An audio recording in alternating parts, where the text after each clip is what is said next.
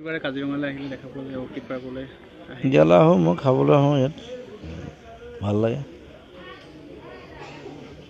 আজি মোৰ বিশেষ কাম নাছিলে, ৰাতিপুৱা কাম আছিলে, সেইটো হৈ গ'ল, সেইকাৰণে ভাত খাবলৈ আহিছোঁ বাছ। পৰ্যটন মাৰ্টত অংশগ্ৰহণ কৰিলে আপুনি?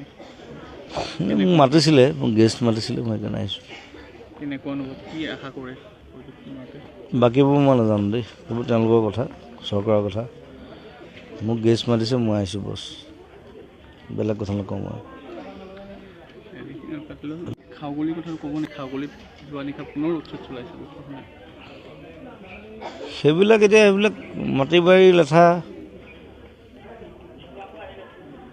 কাগজৰ কথা আছে, কিবা আছে, মই মাত মাতি কি লাভ আছে? পূৰ্বৰ পৰাই আচলতে বহু নিবনুৱা যুৱক যুৱতীয়ে তাত নিজৰ জীৱিকা নাই, খাগলিত মই দেখিছোঁ মানে বহুত পুৰণা মানুহ আছে, সেইবোৰ চৰকাৰী কথাবোৰ মই নামানো।